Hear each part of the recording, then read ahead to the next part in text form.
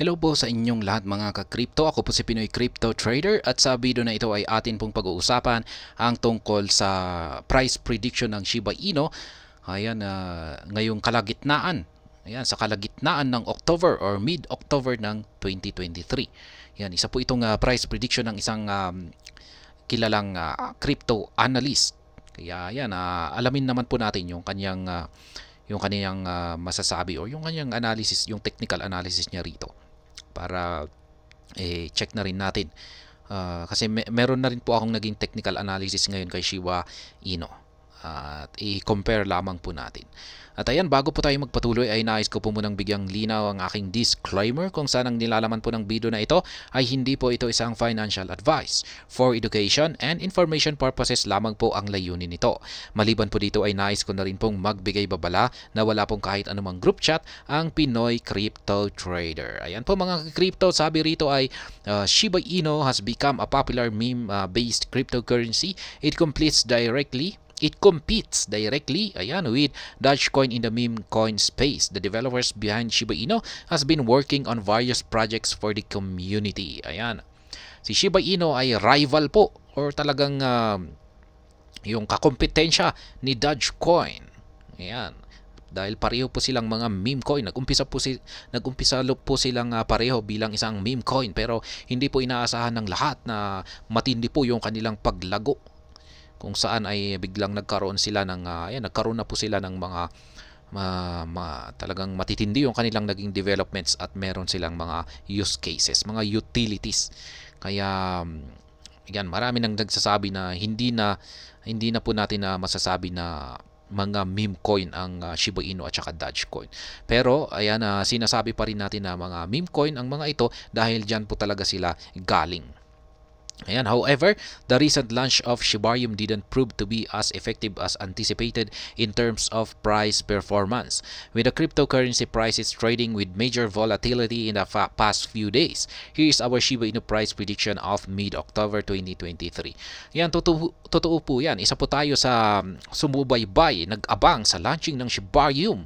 At nung ito ay nailabas ay yung kanyang naging resulta, yung kanyang launching ay ayan, yung hindi po inaasahan ng karamihan na walang gaano naging epekto sa presyo nito. Kaya ayan, ngayon ay meron daw silang prediction ngayon sa mid-October or kalagitnaan ng October ngayon. Kaya ayan, Shiba Inu's price currently stands at 50 digits, $69.73 with a 1% drop in value over the last 24 hours. According to Chainsley analyst, SHIB is expected to trade at a minimum of 50 digits, 607 and a maximum of 50 digits, 762 in mid-October. Ayan. Expert predicts that the average trading price will be 50 digits 684. SHIB has fallen 92% since its all-time high. Ayan po yung kanyang all-time high price noong October 28, 2021. Ayan po yung maximum price na aakyatin daw ni Shiba Inu ngayong kalagitnaan ng Oktobre.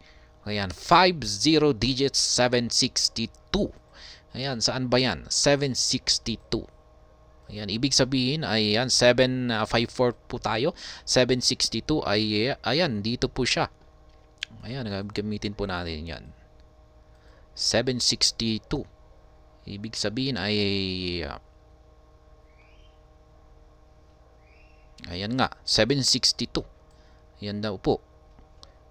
Mula rito sa kanyang current price, ayan, naglalaro po dito yung current market price ni Shiba Inu. Kung pag umangat po ito, ay sabi po ng analyst dito, ngayong kalagitnaan daw ng Oktobre or mid-October ay aakyat daw po hanggang dito, 762. Ayan, hanggang dito po yan. Ayan daw po yung kanyang prediction. Kaya ayan, kung parang magkatugma po ito yung ating analysis dito kay Shiba Inu, kung nagkaroon nga siya ng breakout dito sa resistance line natin dito, ayan, nagkaroon siya ng breakout ay mukhang ayan, yung sa atin lamang dito ay sa 754. Ayan, kinuha po natin dito. Pero ayan, pwede na rin po rito. Malapit na rin po yung 762. Ayan. At yan, masasabi kong so sang-ayon na rin ako dito na posible pong umakyat ang market price ni Shiba Inu ngayong kalagitnaan ng buwan ng Oktubre dito sa 762. Basta kung sakaling nagkaroon tayo ng breakout dito. Ayan, sa resistance line natin dito. Ayan ang sabi dito, compared to all the coins in the market, SHIB has exhibited the least loss in the 24 hours. However, the market is extremely volatile at the moment. The price can go in either direction depending on market sentiment and other factors. So yan, dapat po nating laging pagkatandaan na ang crypto markets ay talagang napaka-volatile. Ibig sabihin ay pwedeng mabilis yung galaw nito at malalaki yung mga galaw. Kaya yan po talaga ang galaw or kilos ng mga crypto assets. Yan po yung naging analysis dito ng isang analysis po nila rito ngayong yan sa magiging galaw daw ni Shiba Inu ngayong kalagitnaan ng buwan ng Oktubre. At ayan, hanggang dito na lamang po tayo sa video na ito. Sana po ay inyong nagustuhan ang aking paliwanag dito.